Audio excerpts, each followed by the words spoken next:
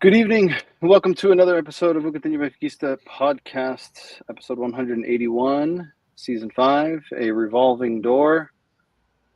Our transfer window, once again, lots of departures, lots of arrivals. Maybe it feels like there's a lot, but we'll talk about it.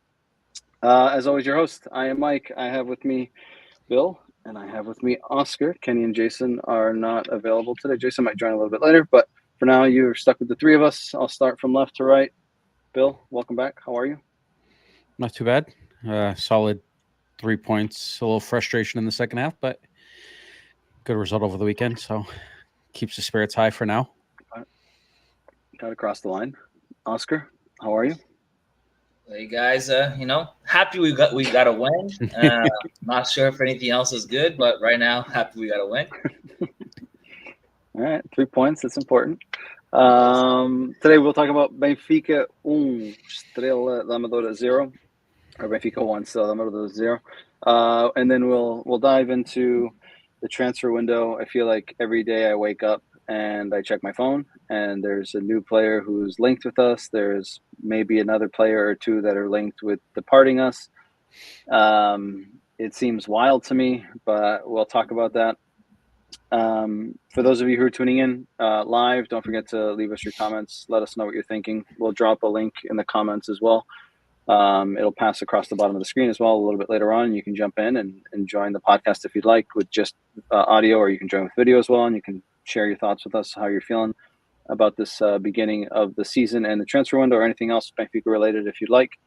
Malta que seja bem em português, esteja à vontade de participar aqui neste nosso podcast de hoje. Hoje é o nosso podcast em inglês. Quarta-feira ou quinta-feira, dependendo da disponibilidade da malta, teremos o nosso podcast em português a partir das 21h30, hora de Portugal. Mas hoje temos o nosso podcast em inglês, mas estão à vontade de participar. Todos percebemos português, por isso deixem os vossos comentários na caixa de comentários e iremos falar sobre eles. Also, don't forget to follow, like, subscribe, share. If you're watching on YouTube, hit the thumbs up button, subscribe to our channel. We greatly appreciate it. We're almost at 1,000. So would be a big milestone for us on YouTube, especially since everywhere else we're trending much better. So let's get started. Benfica 1, Estrela da Amadora 0. Trubin, Carreiras, Otamendi, Tomás Araújo, Bá, Coxu, Barreiro, Florentino, Auschnes, Cristiani, Pavlidis. Looking at that lineup in comparison to the previous week, Otamendi came in for Tony Silva, Coxu came in for João Mário, and Carreiras came in for Best, who was injured. Essentially two substitutions that were forced, with João Mário not being in the squad, Best having been injured early in the game, and then one optional, which was Otamendi for Antonio Silva. Oscar, I know you're very critical of this 11, you and Bill.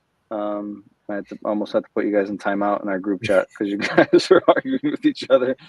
I'll start with you, and I'll let Bill kind of jump in and interject as you share your thoughts on it. But what were your initial thoughts, or share with the people what your initial thoughts were on this 11? All right, so the 11 comes out, and Bill goes, "Oh, I like the changes the coach has." And I'm like thinking to myself, I'm looking at my phone. I had to look like 5 times. I'm like, the changes that coach has, he changed Otamendi for Antonio Silva. That's the only change he did. The other ones were forced. So there's not that no changes in his mind that made, maybe if he could plays better if I put these guys instead of these guys. No, 2 were forced, and 1, Otamendi, isn't given. I thought it was going to be for Araújo, but ended up for Antonio Silva. All right, that's the only changes. That's why I was like, I don't get why Bill says I like the changes, like he's giving Roger some props. So Coxu coming in for João Mário was forced? It was forced. João Mário said he didn't want to play, so it's a force. What are you going to put? João Mário, nobody there? It's a change. It's still a fucking change. All I said, regardless of the forced, reasoning. Though. I agree with Oscar. It was forced. But all I said was regardless. I said after, regardless of the reasoning, I like the change with Coxu in the midfield. I get what I said. Regardless of the reasoning, I like it. If João Mário was able to play, do you think he would take him out? Maybe. Who knows? But Roger seems to think he's the superstar of the team. So I don't think it was forced change because João Mário said, "I'm not playing." Yeah. I said regardless of the reasoning, I like the change. in comparison so we all to agree that there was two forced and one unforced. Yeah, correct. And the one unforced was probably the only sub that didn't matter. Yeah. Like the one with less impact. Impactful, basically. Yeah. In this game, especially. Yes. Yeah, because you have the ball. I definitely, and I was surprised. I was also surprised that of the center backs, he benched Tony rather than Tomas. Were you guys surprised by that? I just said that. I said the only one I thought he would have benched because Otamendi and Antonio made a dupla last year, right? So I thought those guys kind of know each other, but Araujo's been playing well, and it's tough to take him out of the lineup. No, I agree. And he's come.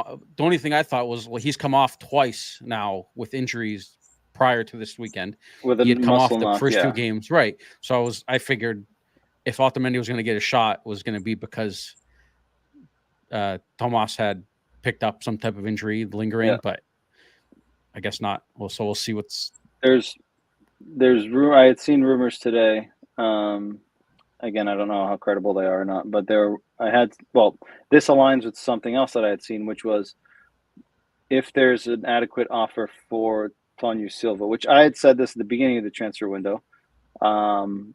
If there was an adequate offer for him on the table before the end of the transfer window, that Benfica would potentially entertain it because, and now this is what I saw today, there is some skepticism within the club that they feel like Tonio Silva might be due for some regression, and he could potentially pave a similar path that Ferro did. Ferro 2.0. Do you guys think that? Listen, with these guys, and I think Antonio Silva is one of those players that has a strong mindset. I don't think he's a Ferro. Ferro, you could tell he was quiet on the field. He was more like a step back, kind of let somebody else lead. I think Antonio Silva is more of a leader.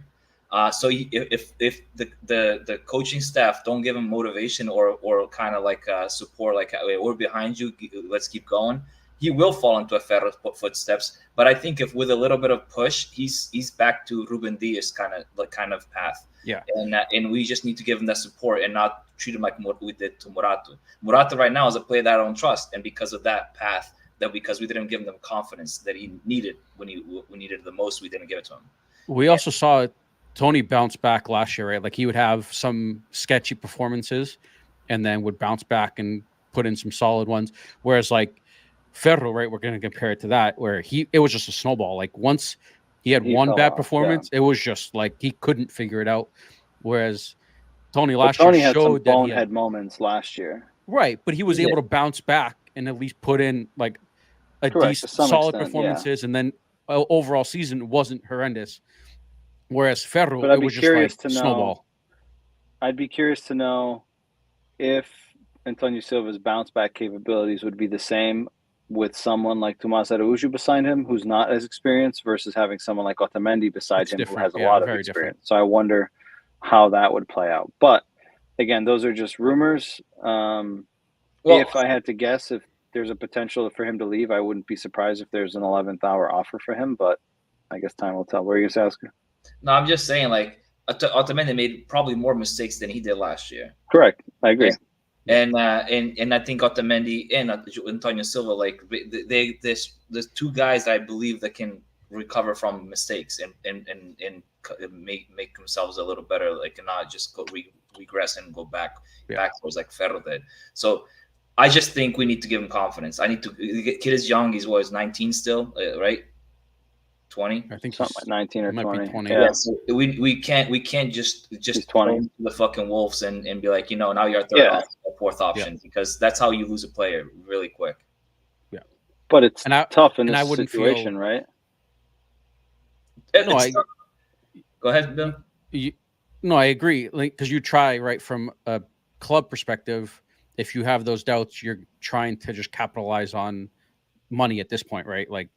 As much money you can get back for him as possible. Say Schalke, it's all profit. Oh, profit.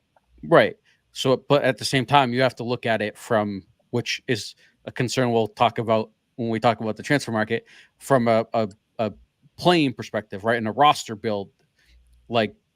would you feel comfortable having Morato at this moment be your third option in the back? No. With the season we're about to have with Champions League plus Club World Cup, no chance I would feel comfortable with that.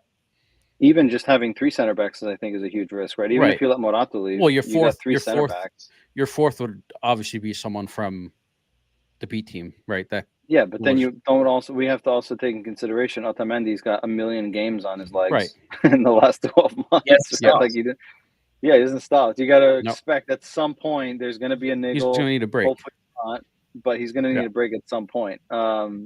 I just want to run quickly through the comments, and then I want to touch on this one. Pedro Vieira says, good evening from Burlington, Ontario. Welcome from north of the border.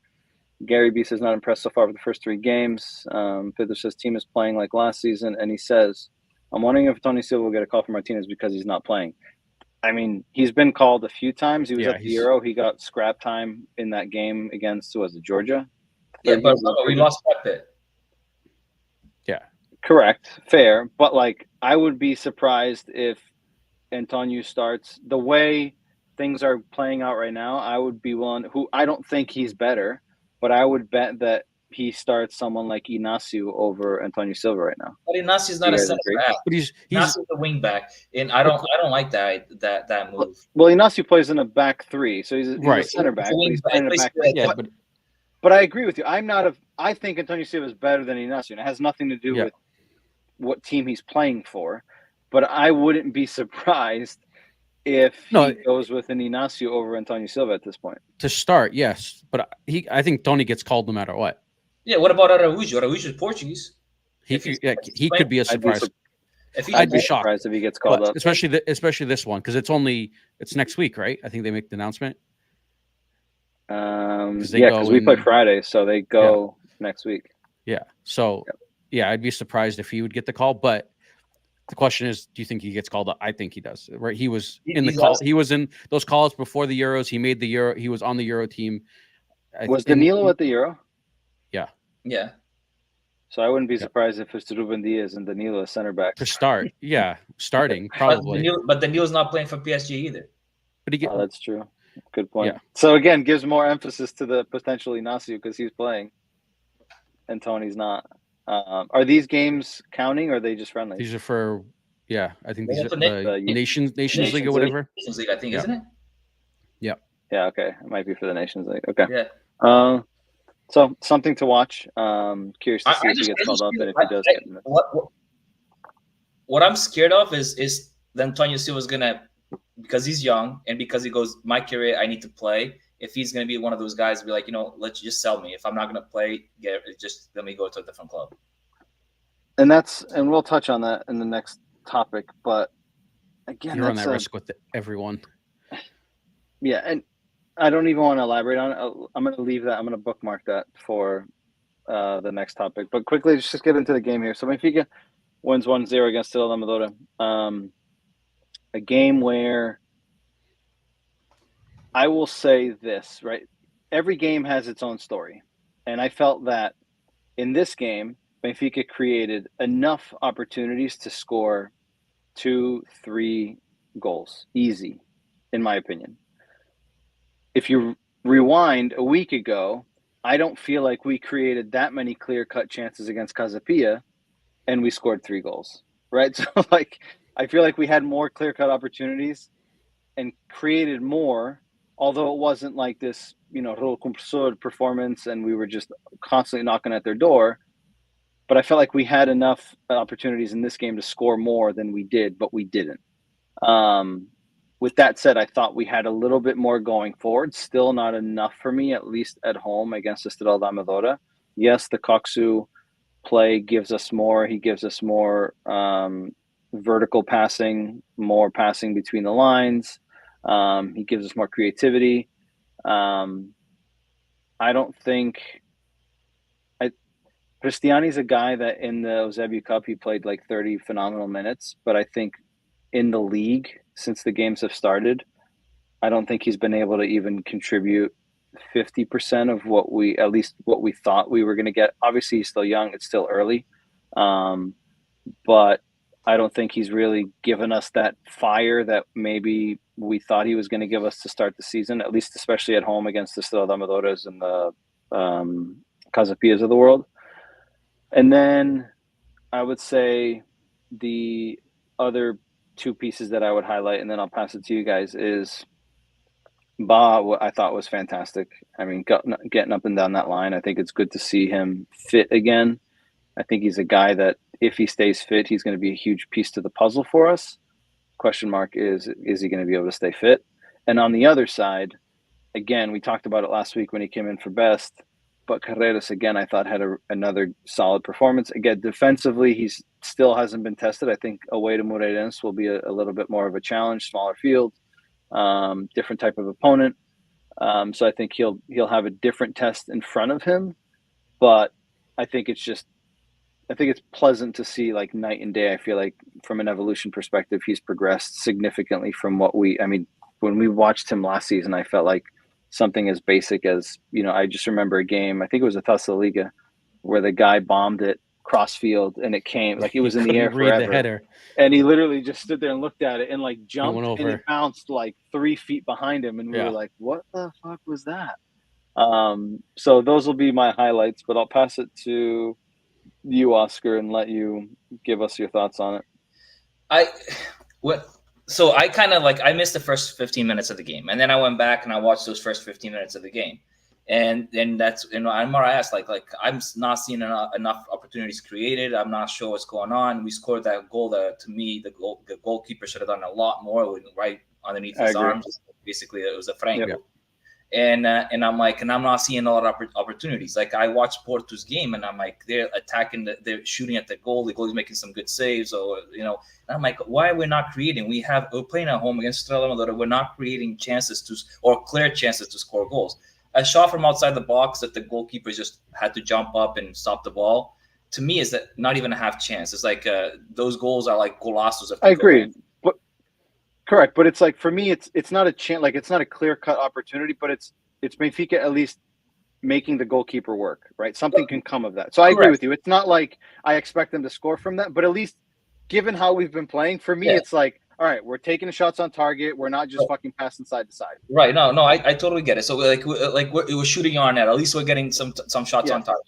And then the other opportunity you guys said I missed, I'm looking for the volley. The volley, if he scores that volley, it's goal of the season. Like, that's not a correct, and it went over. Yeah, so hard to hit. Well, again, it's not a clear chance, but it was a nice play that ended up with a shot over. But again, it's the fact that we're getting into those spots to be able to get creating. Right, we're putting the balls in, and we're actually creating.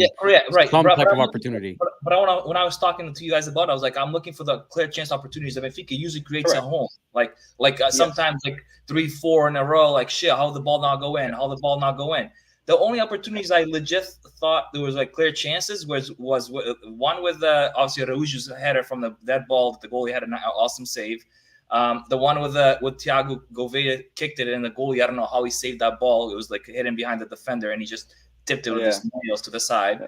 And then obviously that was the one that Pavlidis had right before, right? Yep. No. No.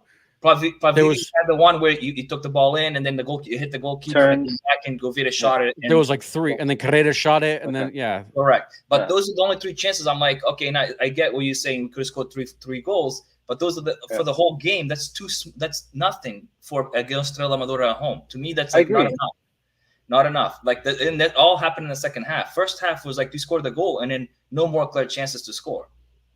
Correct. So, but then in the second half, I feel like we didn't create that much. Except the only moments we had were those unique moments. I thought we looked better in the first half. The second half, I thought, was more chaotic, right? Estrela da Amadora got kind of a little bit of control, which is okay. You're going to have to ask them to get out of their deep block, right? So you give them a little bit of the ball. I mean, they were losing, so they had to come out, and they had to give them some space. And we were some right. But I thought in the first half, we at least looked a little more dynamic going forward, more composed. We controlled the game a bit, which the frustrating part for me is we go up, and we saw it last year a little bit. We go up, and it's just kind of we take the foot off the gas a little bit. Instead of, all right, we got one, let's go again. That first year with Roger, we would score and just keep going. Yeah. Whereas we scored and just took the foot off the gas a little bit. pass the ball around, slowed it down, like instead of just going and trying to get another one.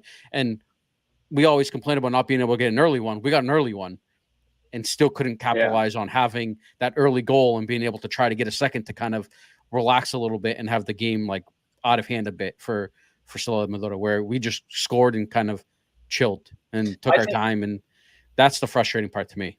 And another thing I noticed is like we have.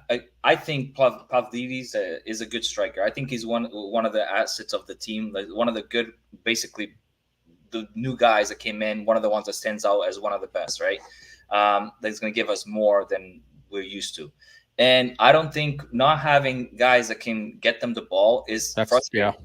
He feels like I think he's going to get frustrated very easily because he seems like he has to come get the ball at midfield. He's a striker. We need to have the guy working around him. We need to have wingers that come in cross for him because he's good in the air. He's good at controlling the ball back to the net. He's good at possessing the ball. Like we're not using him to his potential, and it's going to get frustrate him a little bit. Yeah. I mean, he's definitely one. I mean, we saw it with the goal against Casapia, right? The first opportunity he got, Gouvea's cross, right? He puts it in the back of the net, right? So he's clearly one of those guys that, like, if you get him the service, I feel like for every two, he'll score one, right? But like you said, if you're not putting the ball in the area where he is comfortable, then he's basically just the guy there to link up play.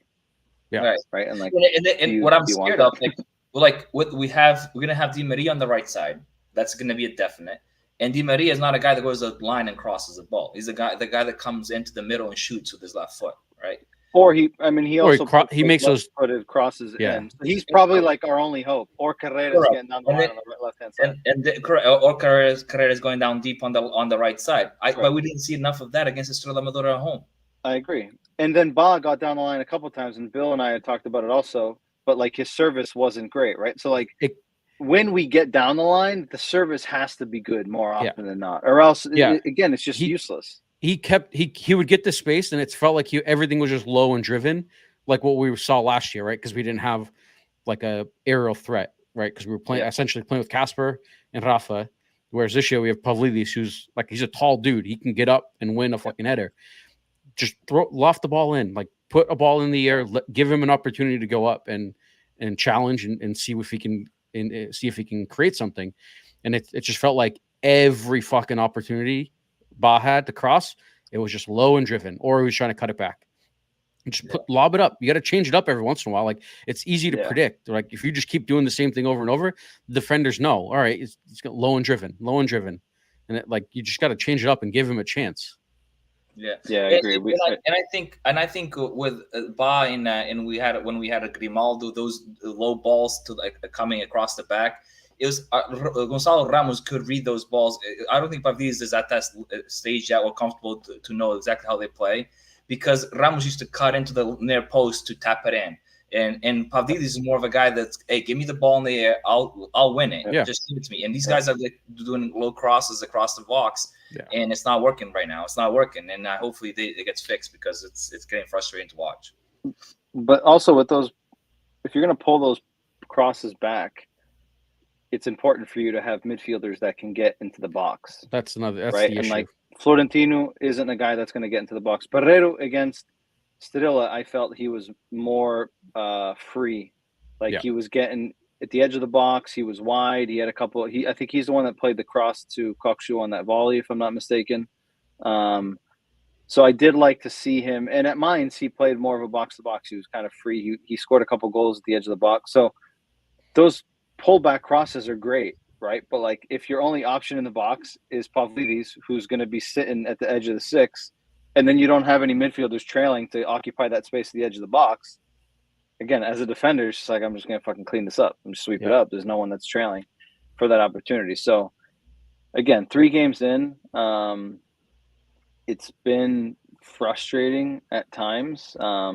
We got the win. I think this game against Moreirense is going to be an interesting test. I don't know if there's anything else that you guys want to talk about on this game, but I wanted to get your thoughts on – Oscar, I'll start with you. Based on your frustration with the 11, how would you line up against Moreirense given who's available? And Moreirense is away, right? Moreirense away, correct. So it is going to be a tougher game than these last 2 at home. that we had. Agreed. And I think at home is when we should have taken advantage of getting more guys comfortable on the ball going forward. Moreirense is not going to be an easy game away. It's not going to be an easy game. They beat Firenze 2-1 away in the first game. They beat Aroca 3-1 at home in the second game, and they just lost to Braga 3-1 away. All right, but so on 6 points with us. But I still think we're Benfica and we're playing against Moreirense. So I think we have to go and attack football. We have to go play with basically just not be scared of losing this game. We have to kind of go for it. Actually, be scared to lose this fucking game, because if we lose this game, Rogers is out. I agree. Likely. So that's why maybe he's playing. Even if he ties, I don't even know if he wins. I don't even know if a tie is going to be enough to say. But to me, this lineup, I think we have to go with Truben. Obviously, we have to go with Ba on the right. What the fuck are you talking about? Why are you guys laughing? Roy Mark says, "Hello, ladies. I lit a candle for Oscar this evening." Oh, he's talking about fucking Jean-Marie. Yeah, don't worry about Jean-Marie. Let's see how much better we're gonna play now. Because we saw one game when one game was kind of look. I see the comments before. It's people not happy. So maybe Jean-Marie was not the game changer. So Ba on the right. Obviously, Otamendi is gonna play. Araujo, to me, it got touched a little bit. I would give Antonio Silva. I would put Antonio Silva playing, because Antonio Araujo just came out a little banged up a little bit.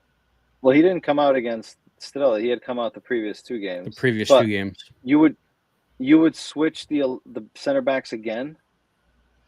Dude, I don't know. For me, that makes me nervous. Like of all the spots to touch, for me, like your back line is like the least touching unless you have to, and I feel like we've touched it a lot already. Like, it worries me now. Like, if he was to take Tomas out and put Antonio in, like, my thing is, that would worry me. It wouldn't worry me, because they're so used to playing with each other. It's not like it's something new, right? New is Araujo and Otamendi. That's new.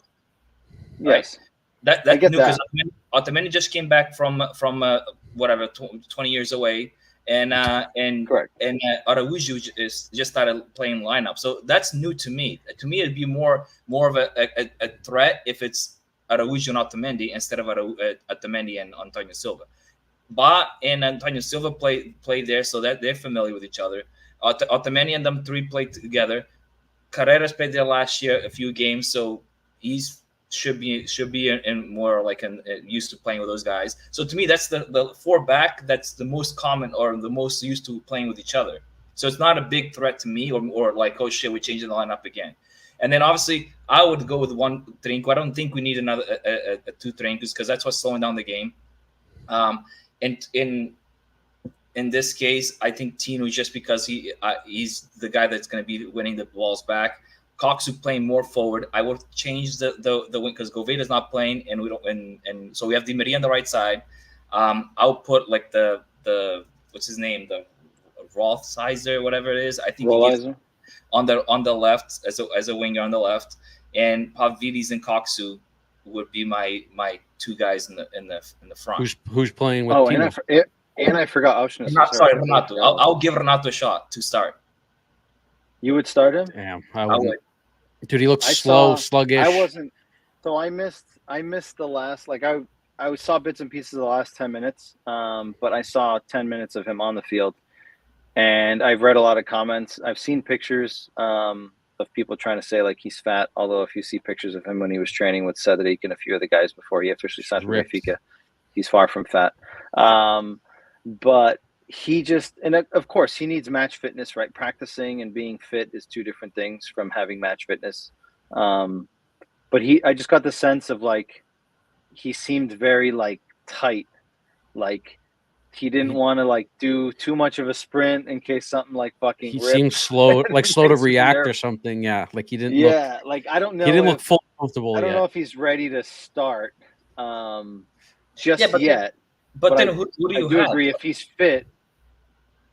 Well, that's the thing, right? Like, so you're saying move Coxu back and press Yanni up top again, or Marcus Leonardo, the 10. He's gonna be gone for tomorrow. Maybe. So you're saying, are you saying what you would do or what you think he's going to do? What I would do, I would change the lineup Okay. so we can have Coxu right behind the striker. I want Coxu to place positions to see his full potential. I agree with that. So I would play Pavlidis with Coxu behind him. Di Maria is likely going to come in on the right unless he's not fully fit yet. On the left-hand side, I wouldn't be surprised if, like you said, either Rollheiser or even if he pushes Cristiani out there. And then in the midfield, right, you're kind of in a pickle at this moment. Yeah, so you have to with Auschwitz if out. If Rollheiser isn't out wide, then I would. If Rollheiser's fit, then you could play Rollheiser in the middle with either a Barreiro or a Florentino. I don't know if he'll do that yet because he only played 10 minutes or 5 minutes this weekend. So another potential not match fit yet. So I think right now with all the injuries we have, I think there's potentially slim pickings. But I agree. I think I would agree with you in terms of I think there's some opportunities there to make some improvements. But given the fact that it's an away match against Moreirense, we always have a hard time there. I wouldn't be surprised if he goes with Barreiro and Florentino again as a security blanket. No, it's not a surprise. He's 100% he's the one with those two. like you asked the question, what would you do? If you ask me what Roger going to do, I'll tell you right now. So I think it's going to be, I think the back line is going to be the same. I think it's going to be Florentino, Barreiro. I'm going to say Coxu, Di Maria, Cristiani, and Pavlidis. Yeah. I think is how he's going to line up. I agree with you. It's going to be same lineup, and just basically just taking out Arsenal's for Di Maria. Di Maria. Yeah. We'll see. Let me read some of these comments quickly. Pedro says not many balls are getting to Pavlidis. Our midfield's not creating much. With two central midfielders that don't have vertical passing, it's difficult. Jorge Guerra Carvalho, our friend from Brazil. Amigos, grande e forte abraço aqui do Recife, Pernambuco, Brasil. Para vocês, estou muito triste com o que se passa no Benfica. Vendem os melhores e compram jogadores fracos. Saudações benfiquistas para vocês. Iremos falar daqui a bocado sobre o mercado de transferências, por isso esteja atento. E um abraço para ti. Rui says, I lit a candle for Oscar. Welcome back, Rui. Pedro says, knowing Roger Schmidt, only change he'll make is put in Di Maria. I hadn't seen that, but yep, spot on. Rui says Roger's next in reference to departing the club. DG Arache says, what do you think about all this transfer windows? We'll talk about that shortly. New name here, so if you haven't already subscribed to our YouTube channel, please do. Jorge says, não estou contente com o treinador que temos, muito fraco. Há muita gente que pensa igual. Let's see. Rui says, ride the hot hand. Tomas the starter. I agree. I would play him. I would start him. He says Coxu is not Nate. He's not. And again, that's the frustration, right? Is we continue to play. I mean, he's also not a left winger. Right. He's been playing there. But it's one of those things on the team sheet is one thing, where the dynamics are and how they're occupying space is another, right? So on a graphic, he may look like he's playing left wing, but in the dynamic of the game and the occupancy of space, it might come across differently. But naturally, he's not playing behind the striker, which is where he's used to. Pedro says, not just playing in João Mario's form. Mark says, I still can't believe we can't keep half our starting 11 the same from one year to the next. We'll talk about that shortly, Mark. Should have kept Ned. Benfica simped, but stopped selling the farm. And Mark says, Roger coaching way too conservative. Simply he's afraid to lose his job, yet Rui Costa won't fire him. Before we jump into all this Rui Costa and Roger Schmidt and transfer topics, Bill, who was your man of the match? I'd give it to me, Coxu. I think he looked good going forward. He ended up playing 3 different positions again. Started on the right, ended up centrally at times, and then finished the game playing left. I thought he looked good going forward. I thought he looked good with the ball. The work rate was there. I know he's not. I think Roger hinted that he's not 100% fit since he was one of the last to get back from the Euros, but I thought he looked good. The work rate was there, and going forward, he looked good, and he got the goal. It was a fraco, but they count, right? They go in. That's all that matters. Oscar, man of the match. I mean, Koksu is deserving of getting the man of the match. You obviously scored the winners, but I was really impressed with Ba on the right side. I think he had a really up and down game, a full game, and he was physical. He's just I thought both of them could have gotten it. I agree. I thought Ba had a really good game.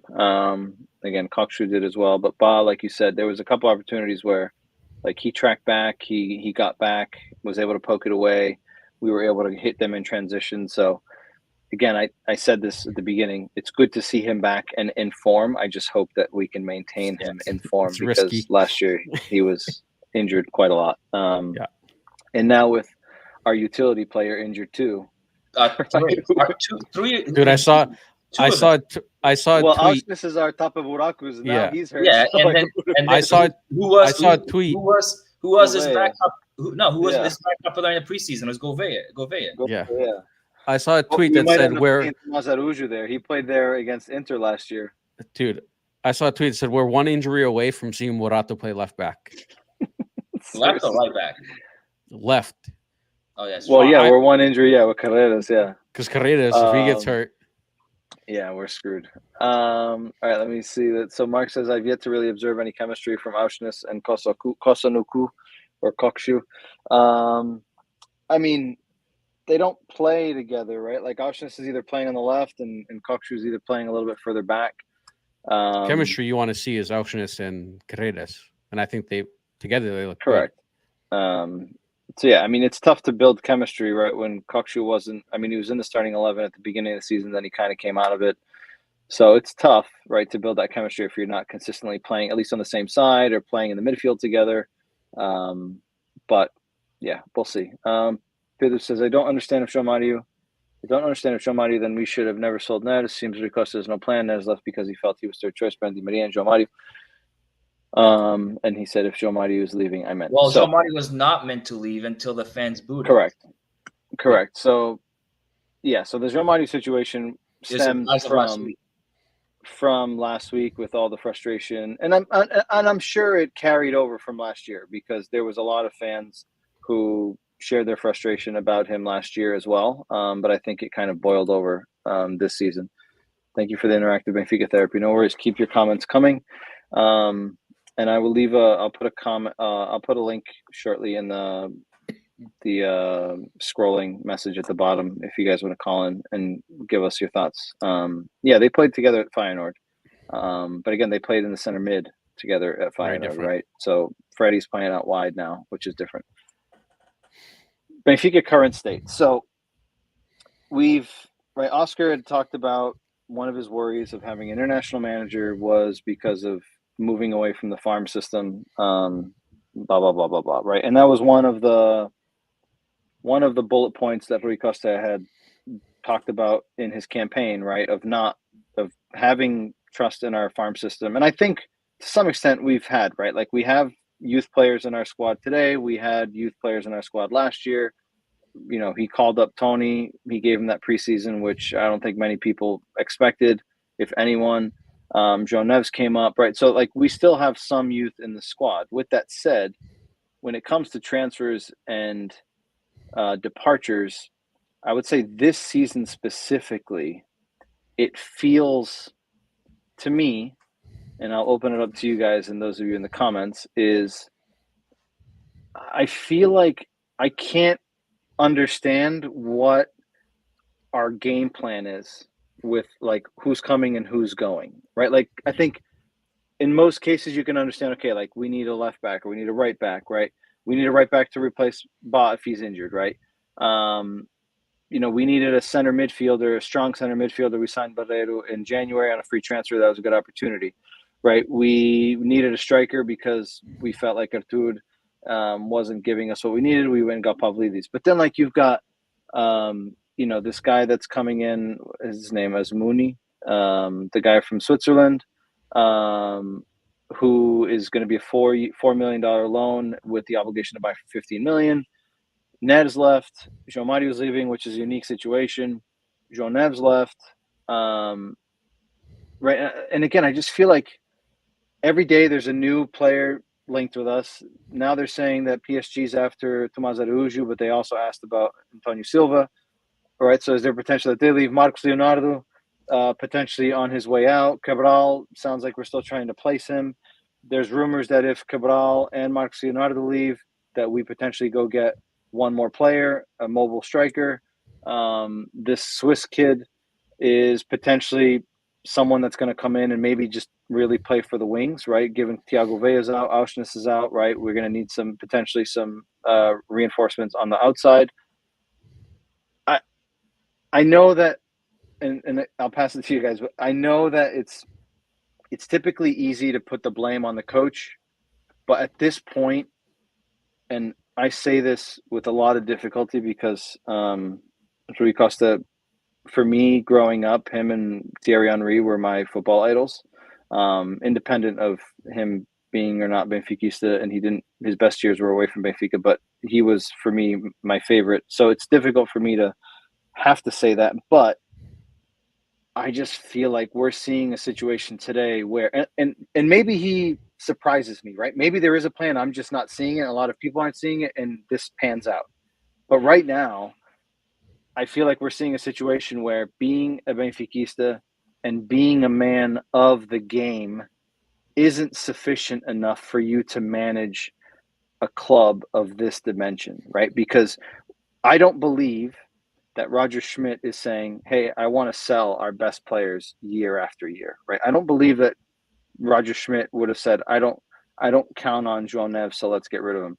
I don't count on David Neres, so let's get rid of him. If there's an offer that comes in that's good for Tomás Araújo or Antonio Silva, let's get rid of him, right? Because let's face it, as a manager, if you have to reinvent the wheel season after season and try to build that dynamic, it's not easy. So I can't imagine that any manager would be okay with that. If you look at our starting 11 from this weekend, Carreras wasn't a starter last year. Tomás Araújo wasn't a starter last year. Ba was hurt, but he was a starter. Florentino wasn't an automatic starter last year. Cristiani wasn't a starter last year. Barreiro wasn't at the club last year. Kokshi was a starter at the beginning of the season, but he then fell off. And Pavlidis wasn't here, right? So half of our 11 are basically more than or half. a little bit more than half, quarters. right? Right. So it's like, again, we're reinventing the wheel, and I can't help but point the finger at the people that are managing the club. Like, what the hell is happening? Like, even if Roger Schmidt said, I don't want this guy, Rui Costa needs to step in as the president and say, hold on a second. This was our plan. This is our strategy. This is what we're going with. Make it work. Right. And I don't feel like that's what's happening. I feel like at the top, we're running around with our hair on fire, and I can't grab hold of, like, what the fuck is our strategy? I can't figure it out. I have a lot to say about this, but I'm going to pass it to you guys, and we can bounce ideas off each other. And those of you that are in the comments, let us know what you're thinking. I'm going to put a link at the bottom on the screen. And if you guys want to call in and give us your thoughts, feel free. But have at it. Who wants to go first? No, I'll just to kind of piggyback on what you were saying. It felt like to start the transfer window, we had a plan, right? We needed a striker, got a striker. We needed we needed a left back. We triggered the buy option for Carreras, and then we went out and bought Best. We needed another midfielder that was planned already in January. It felt like we had a plan, and now it feels like it's just reactionary. And it feels like a lot of it is being driven by fucking Jorge Mendes, which is pissing me the fuck off.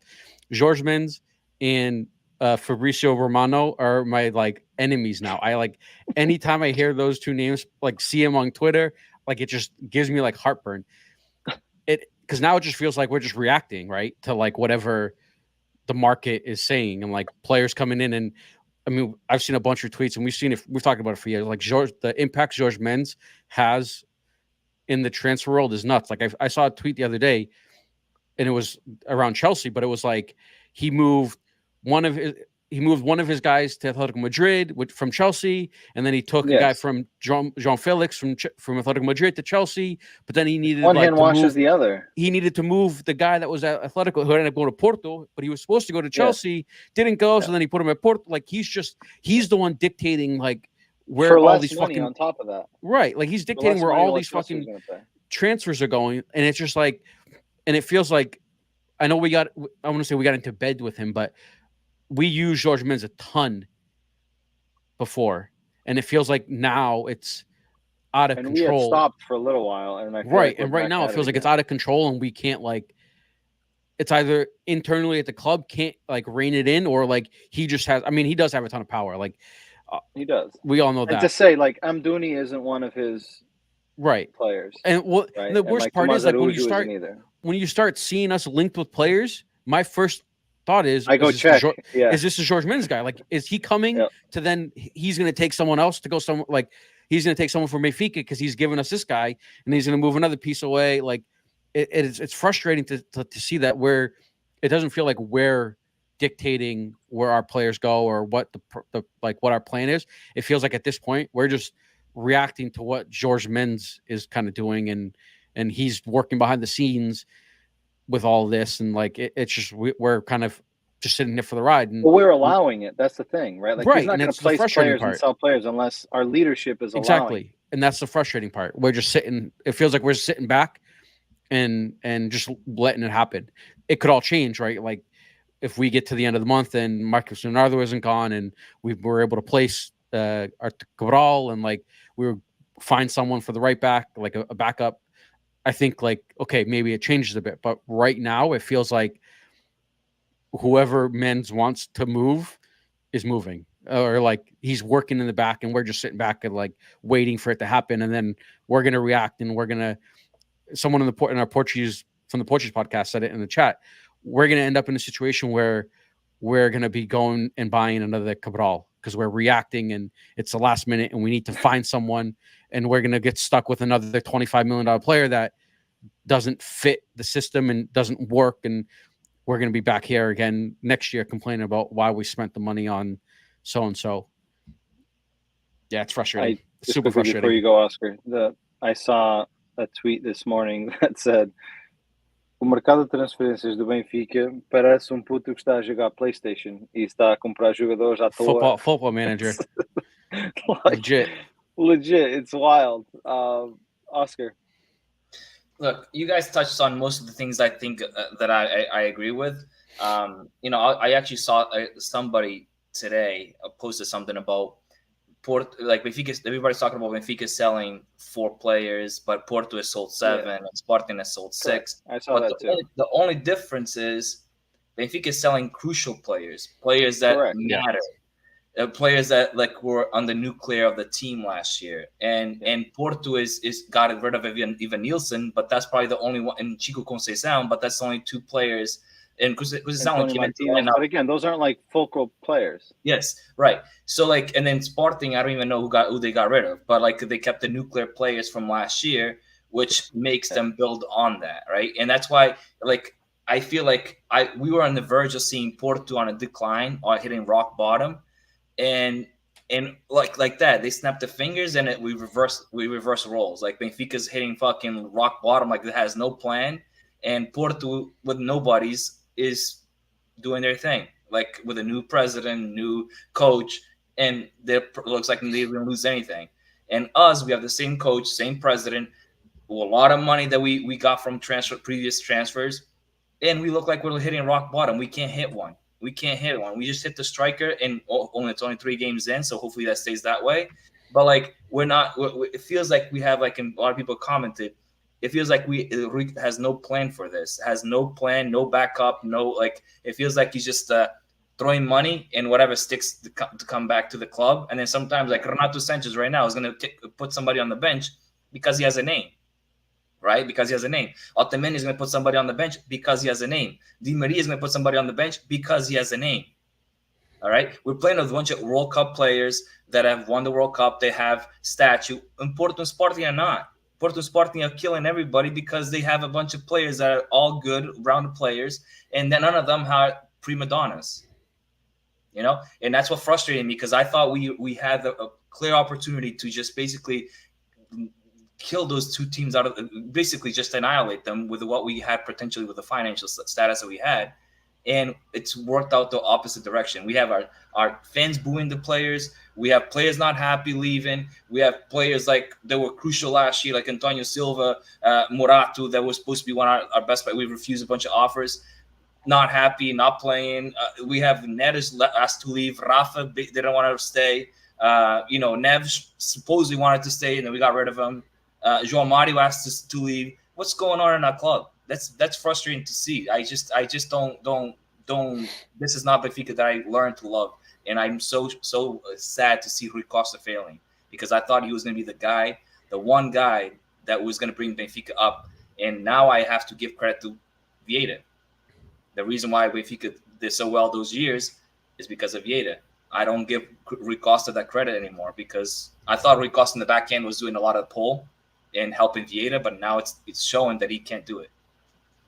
I mean, and Vieira had his situations too. I mean, he had his positives and he had his negatives, right? I mean, the amount of players that we signed that no one knew who the hell they were, and basically similar to what Bill was describing of, you take one player, put him here, then he moves from here to there, right? So there was also those deals that were happening. But like I had mentioned it in our group chat in our WhatsApp, is I can't remember who said it, but there's a common saying that goes around that they say, qualquer treinador que treine no Benfica arrisca sempre ser campeão.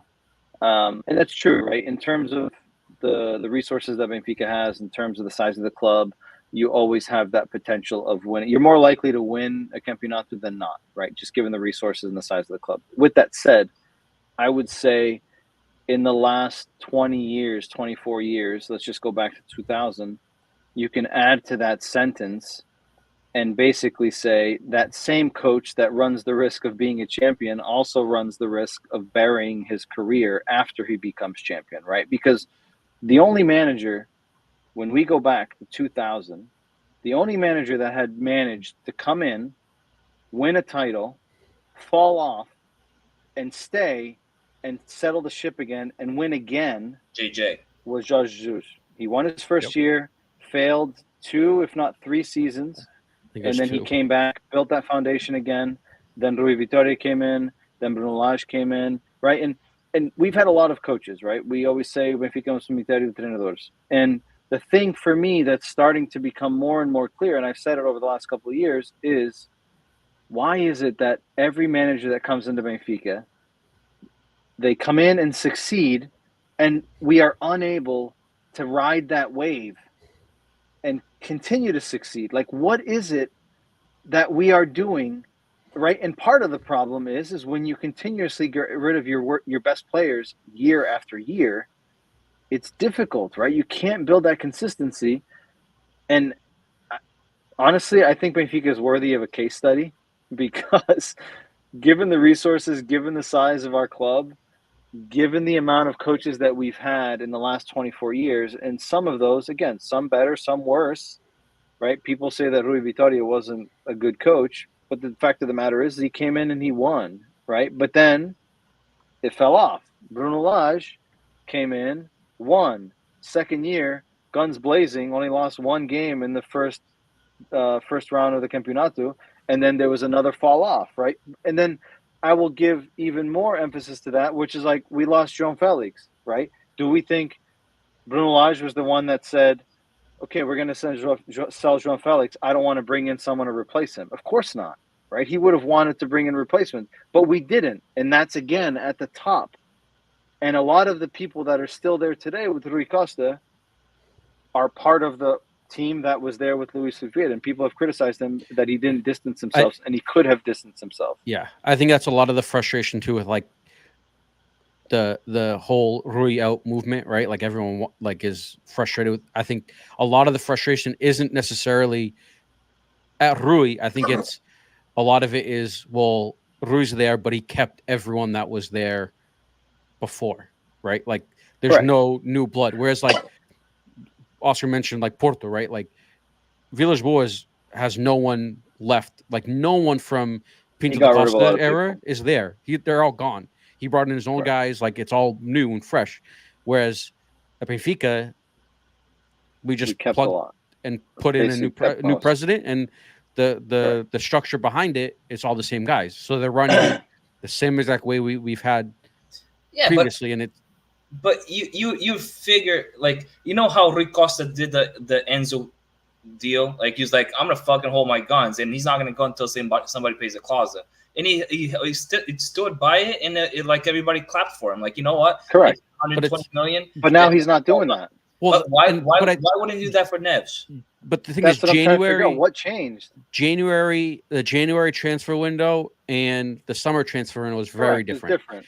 Like we've all seen the report. Like Benfica has to sell between whatever, like 50 and Correct. 60 mil a We have to season make to 50 balance 60 to be able to balance profit. the books. Whereas with Enzo, we had already balanced the books. We were halfway in the season. We didn't need to sell him. If we held him, odds are we're going to get that 100 plus offer in the summer anyways because of the way he was playing. Drag your feet. Exactly, it's a lot. But the problem is there was no before then. There was no rumors of any of our players being moved. Correct. Right. I think the plan initially, and I'd seen reports of it. The plan was, from what I've seen, was to try to move Tony and keep Jean Neves. But Tony didn't play at the Euros, which kind of affected his market value. Yep. He didn't have the greatest season last year. There wasn't much news coming in. So he had to make the move. Like, we needed to sell one big transfer, and he went searching for what he could for Jean Neves and was kind of unfortunately forced to make the transfer because of how our financial situation is, where we need to balance the books and make that transfer. But you guys said 30 million. I mean, 60 million, right? Yeah. From what I understood, Neves was 30. Correct, but you have to think of this. Benfica has to sell. Profit. Benfica has to bring in 50 to 60 million profit, right? So when you think of, if we just sell like João Neves, it's all profit because he's from the Casa. Whereas if you sell Cabral, for example, we paid 25 million for him. So for us, if we sold him for 40, that's only 20 profit or 25 profit. So we'd have to still go get another 30. So that's the difference, right? So it's not making a sale of 50, 60. It's making a profit of for Ned. The Neres transfer, right? He went for 30, but we had bought him for, was it 12 or 13 or something like that? Yeah. So like, and his was basically a trade. It was like a wash because we Pedrinho. But the profit margin is only whatever above whatever we bought him for. Correct. So that's the difference. Is people sometimes get that confused of like, oh well, if we sold X for X amount, right? We need to get the profit back, right? We need to get the money that we invested plus. In addition to that, and that's basically because of our operating model. I know, but like, okay, 60 million for a Benfica. That seems a little high. Like, because we cannot make players from the house for every year to make 60 million on them. So like, that's why a lot of people criticize our operating and that's the complaint. Model. That's the complaint a lot of people have, right? Because if you look at the cost to maintain the stadium, for example, that's been one of the main talking points. I don't remember it off the top of my head, but I want to say it's in the range of like 30 to 35 million a year to operate the stadium. And that includes like electricity, renovations, right? And people are saying like that in the Puntas.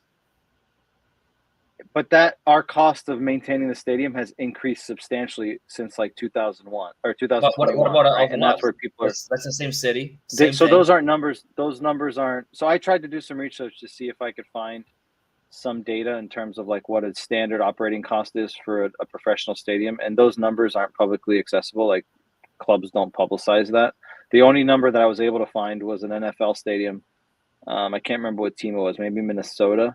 But it was from like 2012 and it was like 18 million operating costs. But again, their season's shorter, so it's only 8 games. Yeah. But I just so it's different. To me, it's like a stadium like o Dragão, Alvalade. They're all big stadiums, Estádio da Luz. Like, correct. What's so much more like? How's Alvalade or Sporting able not to sell anybody and continue to be functionable? Because their operating model is different, right? Their Benfica's salary cap in terms of salaries for the players is substantially higher than any of their competitors, right? So that in itself, and then when you have Otamendi, Di Maria, João Mario, just to name those three, their salaries are absurd, right? Like I would say the three of their salaries are probably, the three combined are probably more than half of Sporting or close to it, and same thing with Porto, right? So like that in itself adds to it. We have a lot of people in the Equipa Técnica. We've invested a lot more in the modalidades with Rui Costa now, right? So like all of that spend adds up, and the soccer is the moneymaker, right? Yep. So we need to somehow get that money back somewhere. But again, that's been one of the criticizing factors of this Didasan was our operating model isn't sustainable. And the question I had asked Danny earlier, it was today or yesterday in a group chat, because he sends me these messages of like who's leaving now, is we qualified direct for the Champions League, right? Thankfully, because of Atalanta. So that's going to be, going direct is like anywhere between 50 to 70, I think, million direct. We'll get the TV money off the back of that. It's a different model now. We qualified for the Club World Cup, which was like 50 million guaranteed.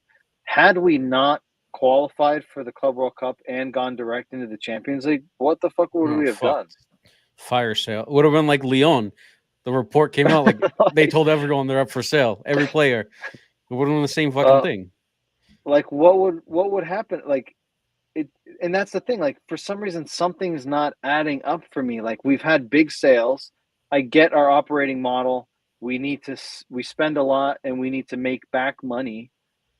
But like you said, right? Like while Porto sold 7, Sporting sold whatever, Benfica may have sold 3 or 4, but like those 3 or 4, 75% of them are like core players to the team. Yeah. Right. So like, how do you build consistency? I think Rui Costa, and I thought that's what he was going to do is, and that's why and Jay is the same way. He thinks academy like is what's going to like basically keep us afloat. But like, the thing is like keeping a Di Maria and Otamendi at this age is not smart move for Benfica. We're not going to use money on financially. It's not. It's not. And development wise, it's not. Correct. So keeping Di Maria, Otamendi, stuff like players like that are already up in age, and I can include João Mario and stuff like that. Like players like that are making a big salary and they're high in age, so they're not going to give you that money back. And why not just rebuild the team? Just get these Araújos and let these guys.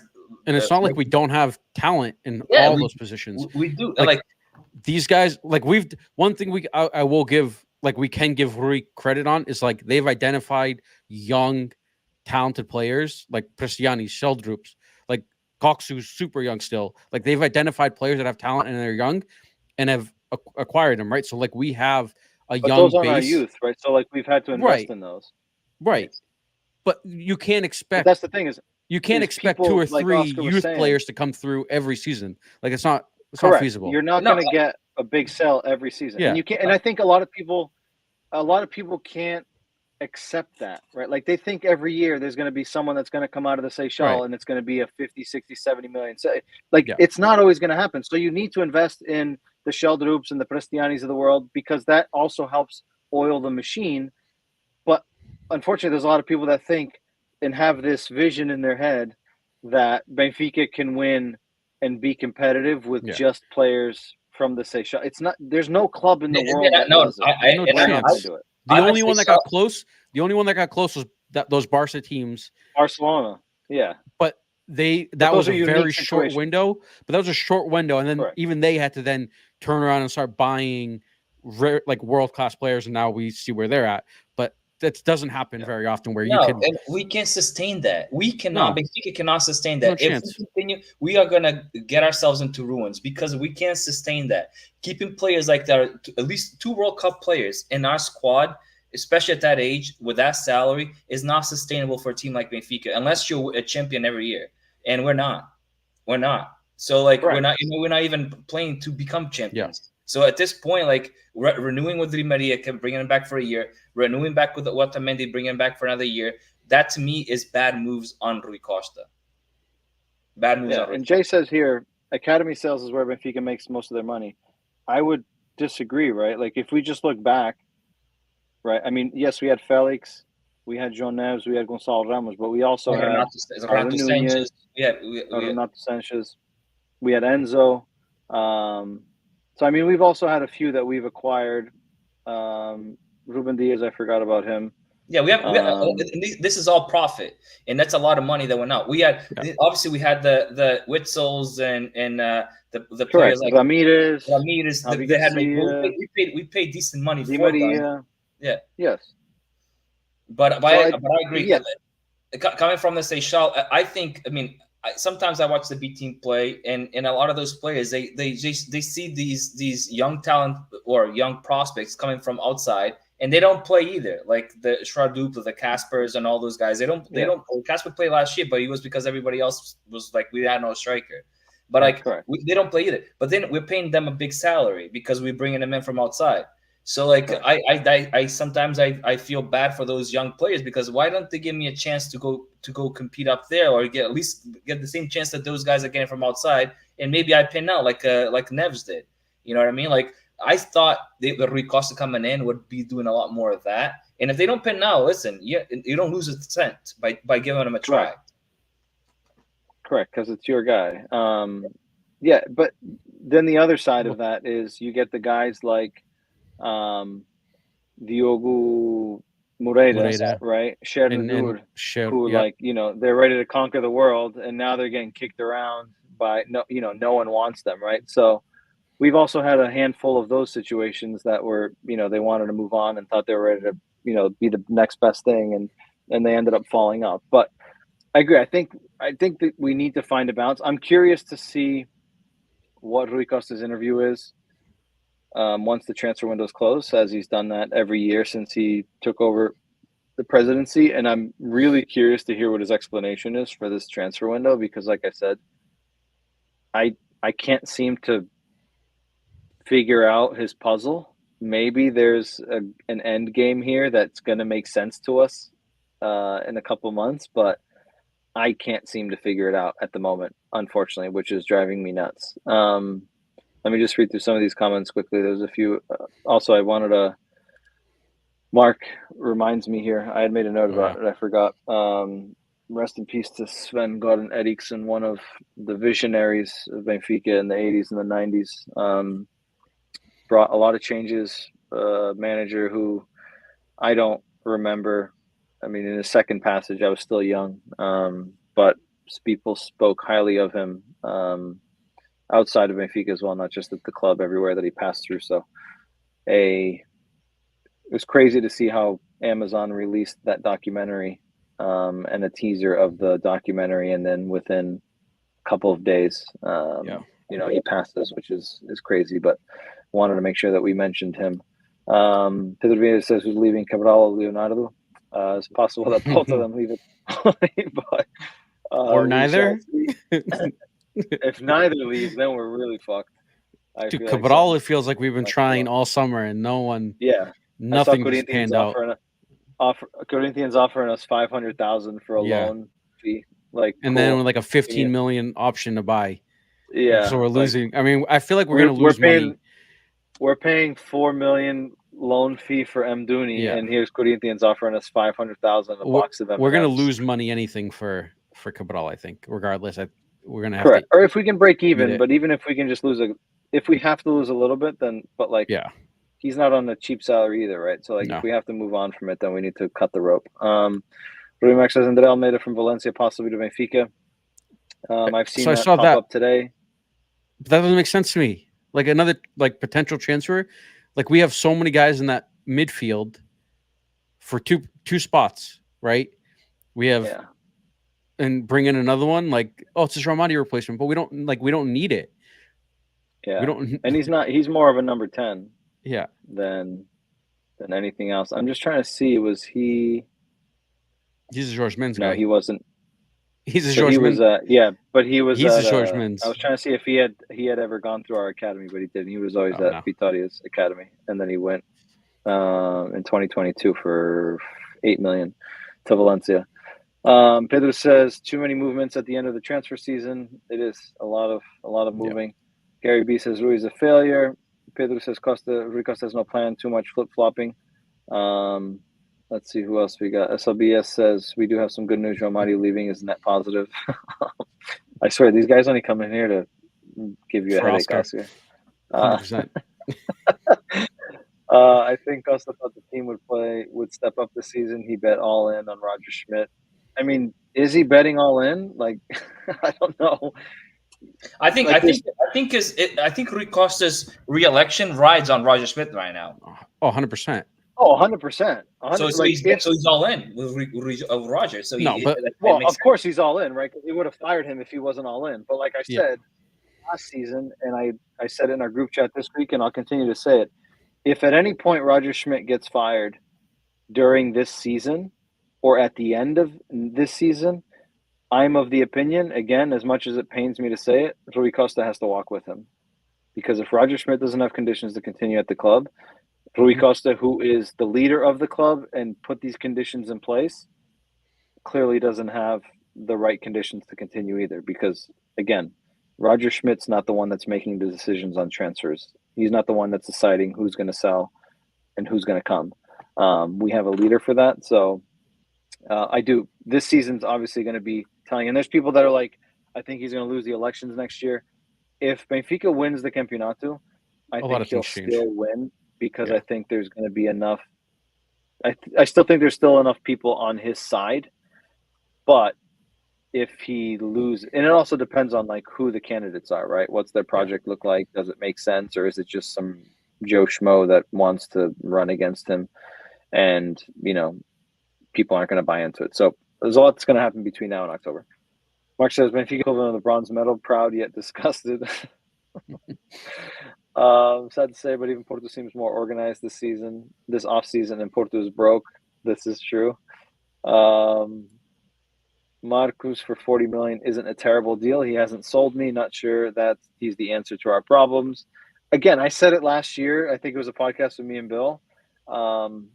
I think Marcos Leonardo was a transfer that was an opportunistic transfer of Santos' situation.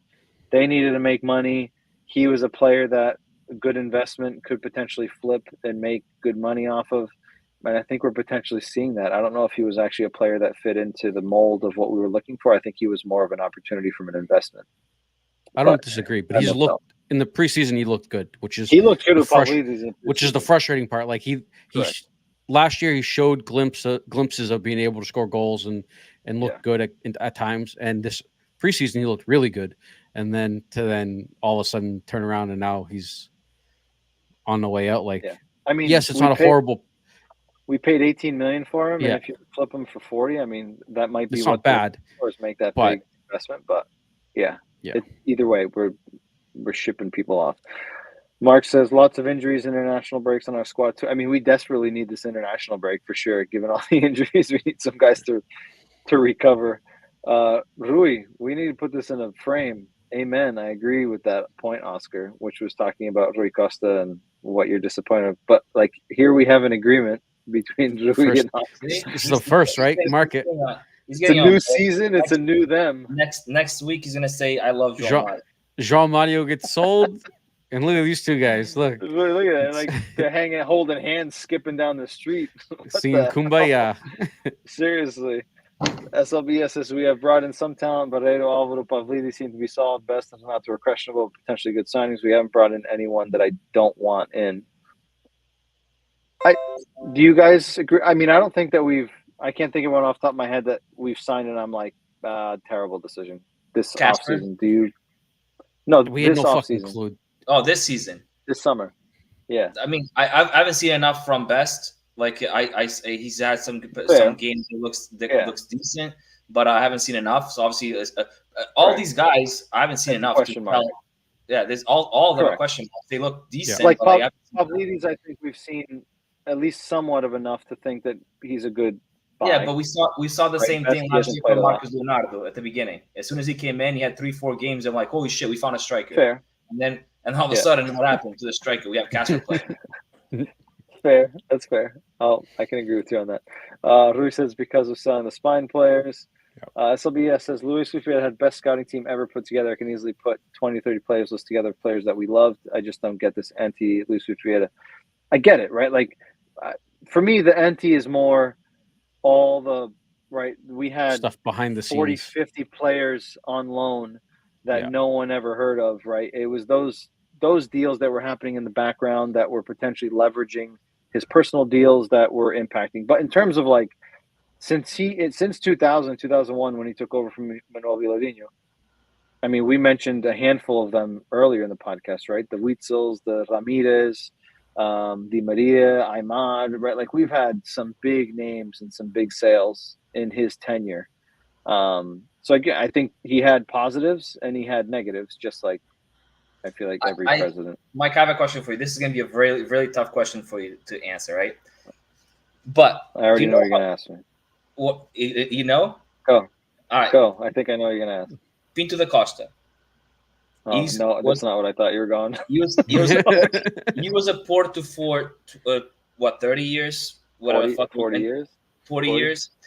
He won with Porto probably the most campeonatos within those 40 years that between all three teams. All right. He won 2 Champions League. He won Europa League. You're going to say, would I take in the same situation at Benfica? Correct. Wait. He left Porto, and we find out that Porto had no money, and it was all fucking like all the rotten deals that he did. But and you're saying that about Felipe Vieira, like, oh yeah, what he did in the back end, blah blah blah blah blah. Would you take what Pinto Costa did with Porto, and knowing that he fucking did back deals, shady shit, at Benfica and win all those titles?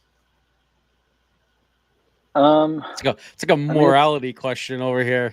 it's a difficult thing to answer, right? Because it's an extreme hypothetical. Now, in the moment, naturally, I would take it, right? You'd be able to celebrate a Champions League, a Europa League, a lot of campeonatos, right? So, in the moment, naturally, right?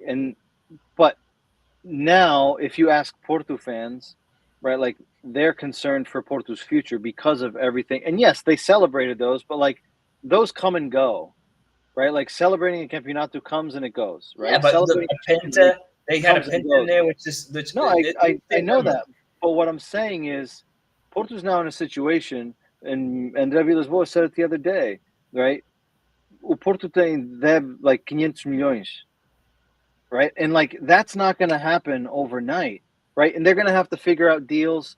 You know, the deal that they just got from Atletico Madrid. They're going to have to find these deals and be able to manipulate these deals a little bit to be able to, right? They paid 15 million for 50% of a player, right? Like that's unheard of for a club like Porto to do. Yep. Right. And then it's staggered where they can buy 15% in 2025. They can buy another 15% in 2026. Right. Like, and you have to get creative with these things. Why? Because on top of Porto not having money, Porto also adiantou as receitas from their TV deals. Right. So the 10-year deals that they got from TV money, they already got like 7 years worth of it. So basically, they also don't have money coming in, passive income that's going to come every year because they've already pulled a lot of that out. So in the moment, yes, it's beautiful, it's glorious, but Porto's going to be up against a really challenging 3 to 4 years. And let's not forget, Porto had salaries that were due and weren't paid for months when Villas-Boas came in. And you know who paid them?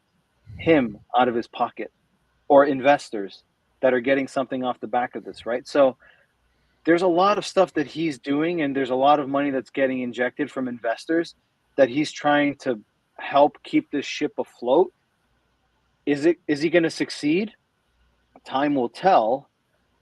But again, it's a difficult answer. In the moment, I would have said yes. Yeah. Yeah, but like you think about 40 years of Benfica winning all that shit, Pentas, they won Europa, Champions League, and then you go into a 5-6 years of rebuilding the team. I would take it. I would sign right now. Really? I mean, Benfica went through their fucking 10-year spell and not winning shit. And they won shit. I'm leaning with Oscar on this. I take 40 years. I would take 40 years of winning everything. Yeah. To have you guys a are 5 or 6 year. I don't give a shit. I would sign right now. Bring me a cheater. You guys are bad people. Estes gajos, they don't have any morals, no values. And I would celebrate. You celebrate with me, guaranteed. Yeah, you're right next to us. If they saw you on the side of the road with a flat tire, they'd fucking go and pop your other tires and keep driving. If it leads me to winning the race. Seriously, this fucking guy. Be like, oh, you need help? Toma, fura os outros pneus. Tá logo. These fucking guys, the worst. Aí é por isto. Isto aqui é a malta que nós temos aqui no nosso podcast, dá para verem. Grande malta. Jason's with us. Sign him up. Let's You see. know Mike for a fact to sign up to, but you 100%. you do a tricky deal. You'll not show anybody. You probably do like Yeah, Mike would be doing. He'd be doing his own deal on the backdoor deal. Mike is IT. He'd encrypt that signature so nobody knows it's him. These guys, don't throw me in your bad deals. Don't throw me into this. Let's see quickly so we can wrap up here. We talked about the academy sales. Louis says bedtime next week. I'm calling in after we see what will happen in the next few days. If transfer room to go get Gitan from Estoril, he'll be cheap and good upside. I saw Braga was after him. Dude, but the problem is buying in you see so many tweets of it. Why don't we buy in Portugal? Problem is like we saw with the Boa Vista guy. Like they wanted 7 or 8 for him from Benfica, and then they turn around and sell him for 1, potentially 2. Like we saw it with was the guy from Braga, the midfielder. Musrati. Yeah, they wanted 20 something for him, and he went to Turkey for 10. Like the inflation isn't worth it. Like there's no point in doing it. Election is October 2025. Marcus comes in the 70th minute last year and scored goals. Keep Marcus and give him minutes. He shouldn't be moved. It'll be stupid to move him, in my opinion. He needs minutes. I think we all agree that he looked good in the preseason. Jason says, dude, it's like the Patriots. You go on a 20-year run and win. Porto went on a run and won a lot. He said, sign me up. I want a Champions League. SLV says, Luis Fiat left Benfica in a fantastic financial situation. There's nothing showing that he mismanaged the club. And then Peter da Costa's Bill Belichick. He mais nada. Listen, I'm not playing these games with you guys. You guys are bad people, bad influence. Mike, anda po carro. You guys play dirty. You guys Siéntate atrás, anda. Oscar, you drive. Let's go. I'm driving, dude. I'm hearing everybody off the road. This guy. We'll be back next week. Benfica plays away to Moreirense on Friday. And then we have the international break. Here next week is Labor Day on Monday. I have a fantasy draft on Tuesday. Jason has some fantasy drafts as well. Depending on availability, we may be looking at Monday if people are available. If not, Wednesday to return for the podcast. Pedro, uma boa noite. Thank you for tuning in. So we'll keep you guys posted, but we will be back next week. It just depends on what day. Don't forget to also follow, like, share, subscribe on the various platforms. We appreciate you guys. That's about it. We're going to wrap it up. We will see you. Be back next week. Viva Sport Lisboa Benfica, and hopefully we have another victory. If not, things could be very different this time. Searching for a new coach. But time will tell. Have a good evening, or have a good evening, gentlemen, and we'll chat next week. Good night. Later, guys.